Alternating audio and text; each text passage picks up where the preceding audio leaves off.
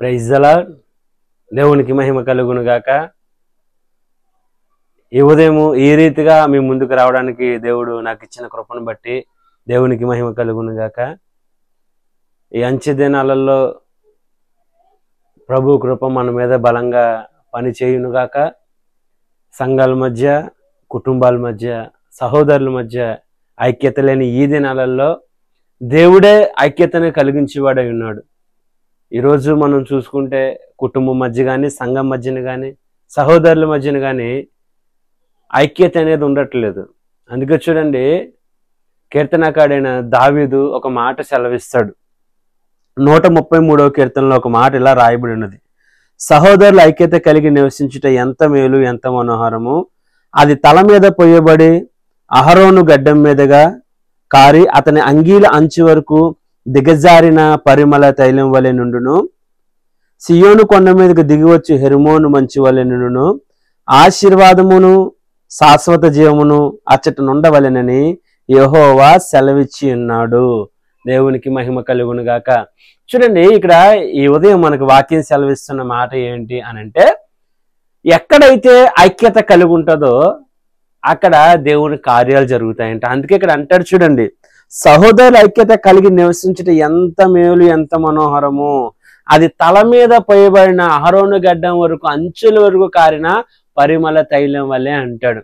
అందుకే చూడండి, ఈ ఉదయము వాస్తవానికి మన జీవితాల్లో ఆశీర్వాదము లేకపోవడానికి గల కారణం, సంఘంలో చాలా మంది మధ్యన ఐక్యత ఉండట్లేదు, ఒక సహోదర భావం ఉండట్లేదు, బంధువుల మధ్య ఉండట్లేదు, సేవకుల మధ్య ఉండట్లేదు. అందుకే దేవుని వాక్యము సెలవిస్తున్నది, ఎవరైతే ఐక్యత కలిగి, ఎవరైతే సమాధానం కలిగి, ఎవరైతే నివసిస్తారో వారి పక్షాన ఇక్కడ ఒక వాక్యం చదువుతున్నట్టు నాకు వాక్యం సెలవిస్తున్నది. ఇవన్నీ ఎక్కడైతే సహోదర ఐక్యత కలిగి ఎవరైతే సమాధానం కలిగి ఉంటారో వారి మధ్య ఆశీర్వాదం ఉండవాలనని దేవుడే ఆజ్ఞాపించి ఉన్నాడంట. అంటే చూడండి, ఈరోజు సంఘాలలో ఎందుకు ఆశీర్వాదం ఉండట్లేదు అనంటే, సంఘం అంతా కూడా ఏంటంటే రానున్న దినాల్లో ఎక్కడో ఉండవలసిన రాజకీయం అంతా కూడా సంఘాలలోనే ఉంది. అందుకే దేవుడు ఫుల్ ఫ్లెడ్జ్డ్గా మిమ్మల్ని దీవించలేకపోతా ఉన్నాడు. చూడండి, విశ్వాసుల మధ్య, సేవకుల మధ్య, భార్యాభర్తల మధ్య, కుటుంబీకుల మధ్య, అన్నదమ్ముల మధ్య అసలు సమాధానం అనేది లేదు. ఇక్కడ అంటే ఐక్యత ఉండాలి. వాస్తవానికి ఐక్యత లేకపోతే ఆశీర్వాదం ఉండదంట. అందుకే ఇక్కడ అంటాడు, ఆశీర్వాదము శాశ్వత జీవము అచ్చటను ఉండవలెనని యెహోవా సెలవిచ్చి ఉన్నాడంట. చూడండి, అందుకే ఈరోజు ప్రభువుని అంగీకరించిన మనం నువ్వు ఎందుకు ఆశీర్వదించబడట్లేదు? అసలు ఆశీర్వాదానికి ఎందుకు రావట్లేదు? ఎప్పుడైనా నువ్వు ఆలోచించగలిగావా? చాలా మంది సేవకులు ఈ దినాలు చెప్తుంటే నాకు కొన్ని బాధ అనిపిస్తూ ఉంటుంది. అసలు ఆశీర్వాదం లేదు, లేకపోతే చాలా మంది సంఘస్థులు మేము ఆశీర్వాదకరంగా ఉండలేకపోతున్నామండి అన్నప్పుడు నాకు అనిపిస్తూ ఉంటుంది. ఎందుకు అని అంటే, నీకు ఐక్యత అనేది లేదు, నీకు సమాధానం అనేది లేదు. నువ్వు ఎప్పుడైతే ఇతరులతో సమాధానం కలిగి ఉంటావో, నువ్వు ఎప్పుడైతే తోటి వారితో ఐక్యత కలిగి ఉంటావో, నువ్వు ఎప్పుడైతే శత్రువుని సైతము ప్రేమించగలుగుతావో, నువ్వు ఎప్పుడైతే దేవుని వాక్యానికి లోబడగలుగుతావో అక్కడ ఆశీర్వాదం ఉంటుందంట. ఈరోజు నీ ఇంటి ఎందుకు ఆశీర్వాదం ఉండట్లేదు? నువ్వు ఎవరితో సమాధానంగా ఉండగలుగుతున్నావు? సమాధానము ఆశీర్వాదాన్ని తీసుకొస్తుందంట, అభిషేకాన్ని తీసుకొస్తుందంట. అందుకే ఇక్కడ రాయబడుతున్నది, ఎచ్చట నుండడం వల్లని దేవుడు ఆజ్ఞాపించాడంట.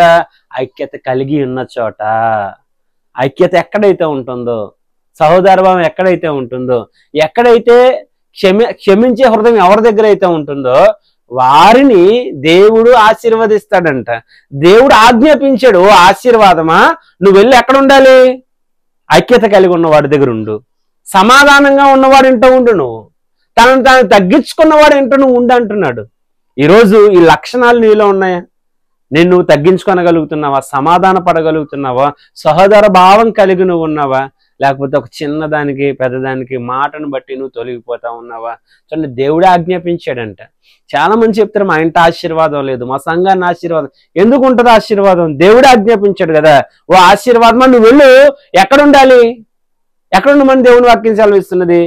ఎక్కడైతే ఐక్యత ఉంటుందో, ఎక్కడైతే సమాధానం ఉంటుందో, ఎక్కడైతే దేవుని వాక్యానికి విధేయులు అవుతారో ఆ ఇంట నువ్వు ఉండని ఆశీర్వాదానికి సెలవిచ్చాడు. అంటే దేవుడు ఆజ్ఞాపించాడు. ఇప్పుడు దేవుని ఆజ్ఞ ఎక్కడ పనిచేస్తున్నది? ఆశీర్వాదమా, నువ్వు వెళ్ళు, వాళ్ళంటే ఉండు, లేకపోతే సమాధానం ఉన్నవారి దగ్గర నువ్వు ఉండు. ఐక్యత కలిగిన వారి దగ్గర నువ్వు ఉండు, క్షమించే హృదయం కలిగిన వారి దగ్గర ఉండు అంటున్నాడు. ఈరోజు నీ హృదయం కఠినమైపోయింది, నీ మాట స్థిరత్వం లేదు, నీ పద్ధతి మారలేదు, ఇంకా ప్రభువుని అంగీకరించిన నీ విధి విధానాలు మారకపోతే నీ ఇంట ఎన్నటికీ ఆశీర్వాదం అనేది చూడలేవు. ఈ రోజు నీ హృదయం నువ్వు మార్చుకొనగలిగితే, నువ్వు ఒక ప్రేమ స్వభావిగా, ఒక మృదువైన వ్యక్తిగా నువ్వు ప్రభు సన్నిధిలో నువ్వు నిలబడగలిగితే ఆశీర్వాదానికి దేవుడు ఆజ్ఞాపిస్తున్నాడు. చూడు, అక్కడ సహోదర ఐక్యత కలిగి ఉన్నాను, నువ్వు అక్కడికి వెళ్ళు అంటున్నాడు. చూడండి, అందుకే ఈ విషయం మీకు ఒక విషయం చెప్పాలని ఆశపడుతూ ఉన్నాను. సౌలు ఎప్పుడైతే దావీదుతో ఐక్యత కలిగి ఉండలేకపోయాడో అక్కడి నుంచి సౌలు పతనం స్టార్ట్ అయింది. కానీ సౌలు దావీదు మీదకి వీటికి ఎరగేసినా సరే, దావీదు ఎప్పుడూ కూడా సౌలుని చంపాలని కానీ లేకపోతే సౌలుని మట్టి పెట్టాలని ఎక్కడా కూడా దావీదు అనుకోలేదు. అందుకే చూడండి, గొర్రెలు కాసుకునే వాడిని తీసుకొచ్చి రాజుగా చేశాడు, రాజుని తీసుకొచ్చి చక్రవర్తిగా చేశాడు. ఈ రోజు అదే సింహాసనాన్ని యేసుక్రీస్తు ప్రభువు వారు కూడా అధిష్ఠిస్తున్నారంట. ఎంత గొప్ప కృపనిచ్చాడండి. ఆశీర్వాదం దావీదు ఉంటుందండి, అదే ఆశీర్వాదం దావీదు కొడుకు వచ్చింది. ఈరోజు నిజంగా ఆ ఆశీర్వాదం నీ ఇంట ఉండాలి అంటే నువ్వు సమాధానంగా ఉండు, ఐక్యత కలిగి ఉండు. ఈరోజు నీ కోపం తెచ్చే పనులు ఎన్ని జరిగినా నీ హృదయాన్ని నిమ్మలం చేసుకో, ఆశీర్వాదం ఆటోమేటిక్గా సమాధానంగా ఉన్నవారి ఇంటి ఉంటుందంట, తగ్గించుకున్న వారి ఇంటి ఉంటుందంట, ఐక్యత కలిగి నివసించిన వారి ఇంటి ఉంటుందంట.